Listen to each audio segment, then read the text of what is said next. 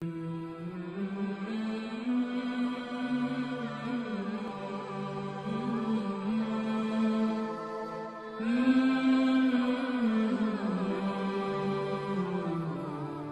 ناظرین السلام علیکم ورحمۃ اللہ وبرکاتہ۔ آج کا بیان حضرت مفتی سلمان اظہری کا بیان رہے گا، جس میں ہمیں کس راستے پر چلنا چاہیے، کس راستے پر چل کر کامیابی ملے گی۔ تو پورا بیان ضرور سنیں اور اس پر عمل بھی کریں۔ تو چلیے بیان شروع کرتے ہیں۔ اس لیے آپ ان لوگوں کی طرح نہ بنے جو اپنے رب کو اور اپنے خدا کو بھلا کر اپنی زندگی کو ہی حقیقی منزل سمجھ بیٹھے۔ ایک آیت میں آپ کو پڑھ کر سناتا ہوں۔ رب تبارک و تعالیٰ فرماتا ہے وَلَا تَكُونُوا كَالَّذِينَ نَسُوا اللَّهَ۔ اللہ فرماتا ان لوگوں کی طرح مت بنو جو اللہ کو بھول گئے۔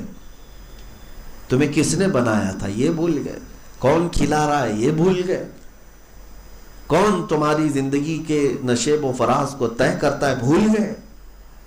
اگر بھول جاتے ہو تو پھر ہوگا کیا؟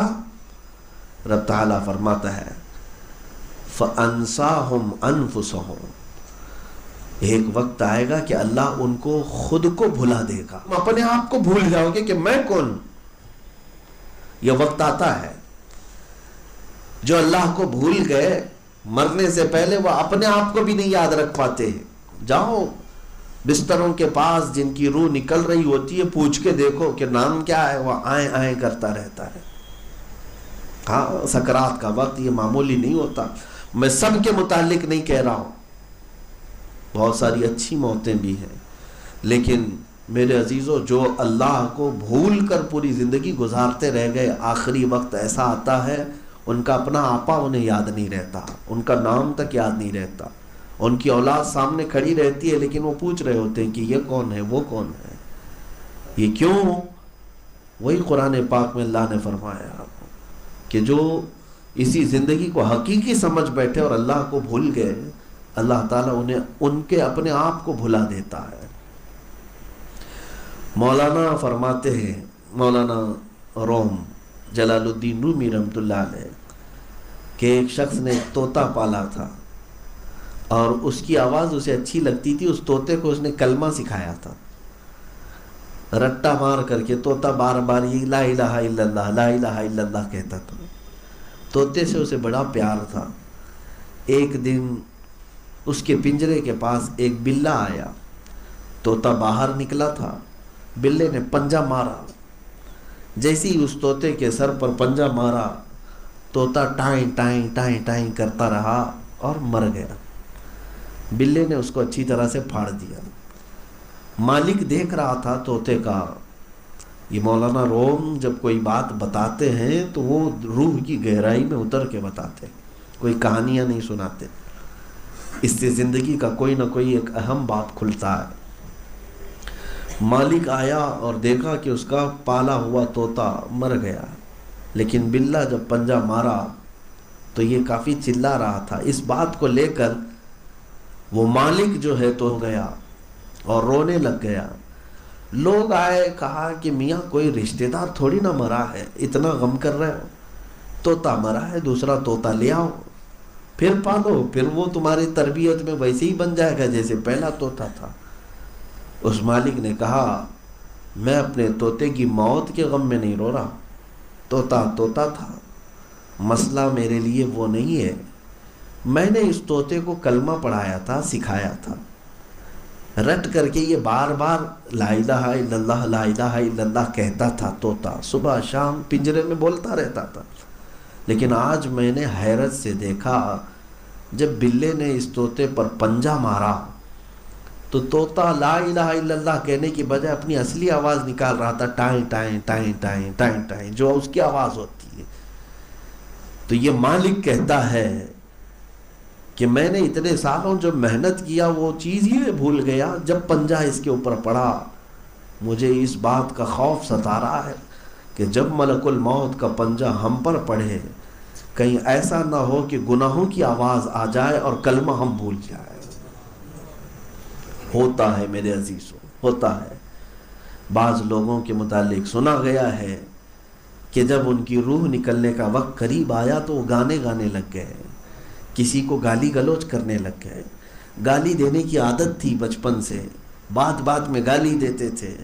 کسی نے کلمہ پڑھنے کے لیے کہا ایک بوڑھی عورت کو تو وہ گالی دینے لگ گئی. ایسی گالیاں کہ پھر وہ کفریات تک بھی پہنچ سکتی ہیں. خدا کو گالی دینا، اللہ کو گالی دینا، یا اس کے سامنے جس کا ذکر ہو اس کو گالی دینا.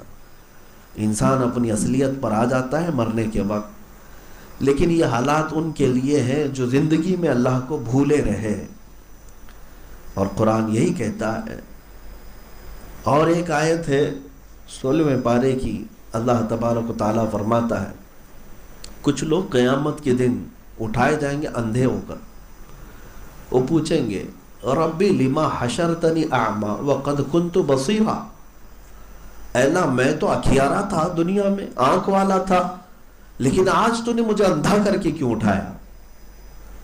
قال ربی لما حشرتنی اعما وقد کنت بصیرا.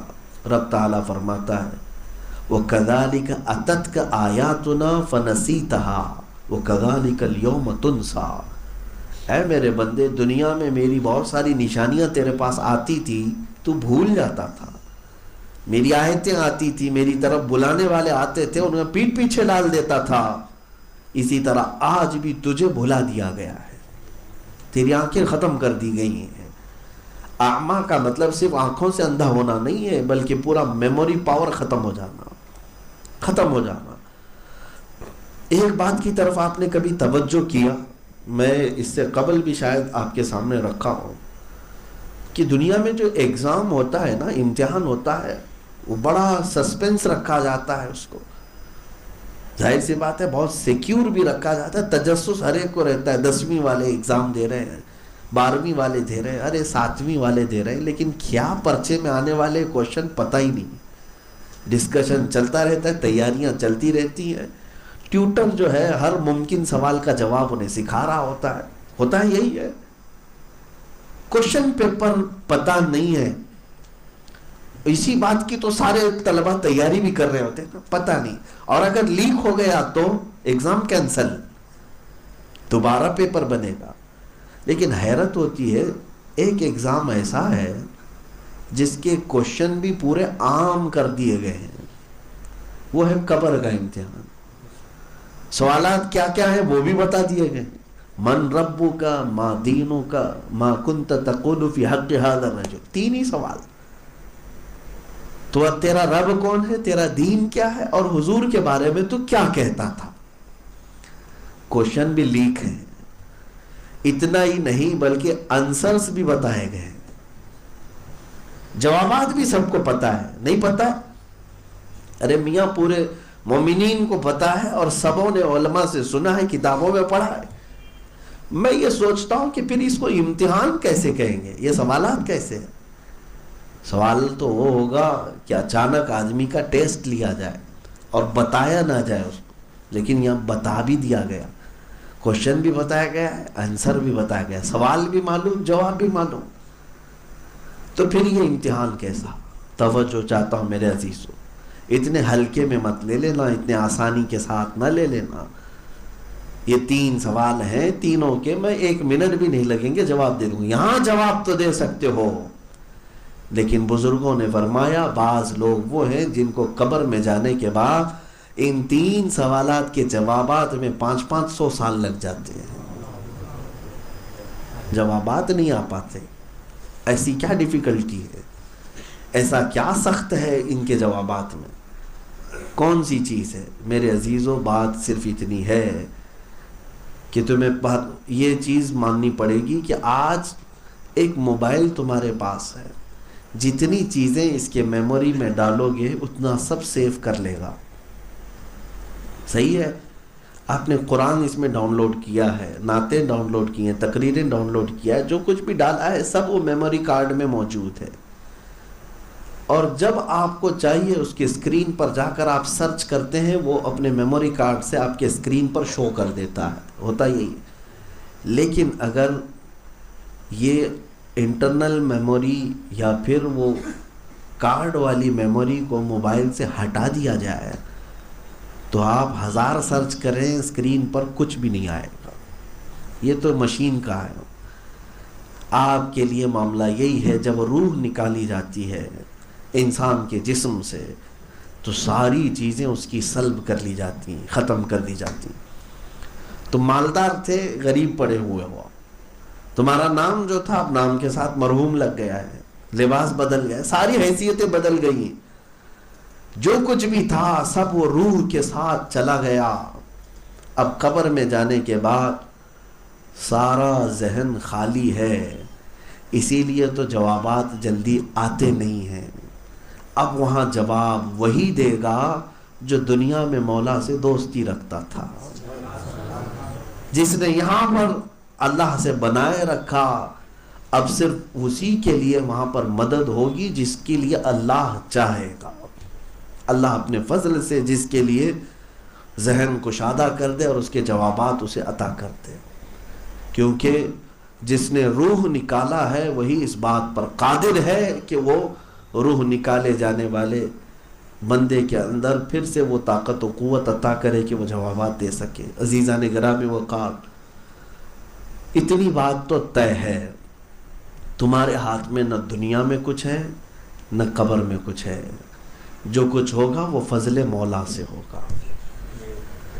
ایک بات اور بھی میں بتا دوں، جن کو غرور و تکبر ہے اپنی زندگیوں پر، چند لوگوں کی تعریف سے غرور میں مت آ جانا کہ اب میرا مرتبہ بہت بلند ہو گیا، میں جو چاہے کر سکتا ہوں۔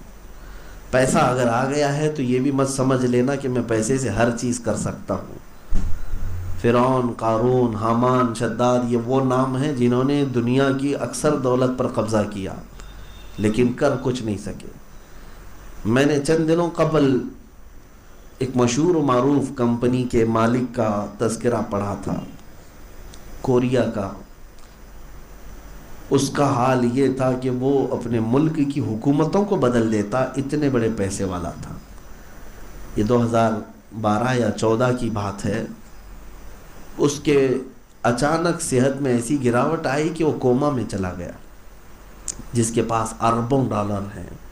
اس کا بیٹا موجود تھا، اس کا یہ اعلان تھا کہ جو ڈاکٹر اس کے باپ کا علاج کرے وہ پر ڈے $1 کروڑ لے سکتا ہے، پر ڈے اس کو اتنا پے کیا جائے گا، بس ایک بکتا ہے، پر ڈے اس کو اتنا پے کیا جائے گا، بس ایک بار اس کو ہوش میں لے آئے تاکہ یہ ہمیں ہوش میں آ کر کے اپنی ساری چیزیں بتا کر کے جائے۔ 4 سال تک وہ امیر آدمی بستر پر پڑا رہا، نہ ہاتھ اٹھا سکتا نہ پیر اٹھا سکتا، دیکھتا رہتا، گھورتا رہتا، یہ کوما کی کیفیت تھی۔ 4 سال کے بعد کروڑوں ڈالر اس کے اوپر خرچ کیے گئے اور اس کے بعد دنیا سے چلا گیا، ختم ہو گیا۔ میں نے یہ محسوس کیا، اتنے بڑے پاور والا جو کبھی تختے بدل دیتا، حکومتیں بدل دیتا، لیکن وہ صرف اپنا بستر بدل نہیں سکا، اپنی صحت کو نہیں واپس لا سکا۔ یہ انسان کی حیثیت ہے، ہماری زندگی کی یہی حیثیت ہے۔ مولا علی کرم اللہ وجہہ الکریم کے پاس ایک شخص آیا اور اس نے کہا کہ حضور، ہماری دوڑ بھاگ، ہم طاقت حاصل کرنے کے پیچھے اتنا بھاگتے ہیں، انسان کتنا پاور حاصل کر سکتا ہے یا انسان کتنا طاقتور ہے؟ تو وہ تو سامنے پوچھنے والے کے انداز کے اعتبار سے جواب دیا کرتے۔ مولا علی کرم اللہ وجہہ الکریم نے فرمایا، اس کے جوابات تو بڑے تفصیلی ہیں، مگر میں تجھے ایک بات کہتا ہوں کہ ایک پیر اٹھا، کھڑا ہو جا۔ وہ سامنے آنے والا شخص پوچھا کیا تھا کہ انسان کی کتنی طاقت ہے؟ حضرت علی نے کہا ایک پیر اٹھاؤ۔ پیر اٹھایا، ایک پیر پہ کھڑے رہو، ایک پیر آؤ گے تو سر کے بل گرو گے۔ اس سے زیادہ تمہارے پاس پاور بھی نہیں ہے، طاقت بھی نہیں ہے۔ ہاں، رب تبارک و تعالیٰ اپنی شان سے جسے جتنا نوازنا چاہے، لیکن انسان اپنی طاقت کے بل بوتے اس سے زیادہ نہیں حاصل کر سکے گا۔ عزیزان گرامی وقار، یہ ساری باتیں میں نے جو عرض کی ہیں آپ کے سامنے، یہ زندگی کی حقیقتیں ہیں جس سے آپ انکار نہیں کر سکتے۔ تو ناظرین، ویڈیو اگر اچھی لگے تو جو ویڈیو کو لائک کریں اور ہمارے چینل پر اگر نئے ہیں تو ضرور سبسکرائب کریں اور اللہ سے دعا کریں کہ اللہ ہمیں نیک عمل کرنے کی توفیق عطا فرمائے۔ تو ناظرین، ملتے ہیں اگلی ویڈیو میں، تب تک کے لیے السلام علیکم ورحمۃ اللہ وبرکاتہ۔ سبسکرائب کیجئے ہمارے چینل ذکر رسول کو اور بیل آئیکن کو پریس کیجئے، جس سے آپ کو ہمارے نیو ویڈیو کی نوٹیفیکیشن ملتی رہے۔ ویڈیو اچھی لگے تو ہمارے ویڈیو کو لائک کریں اور ہمارے چینل کو سبسکرائب کریں۔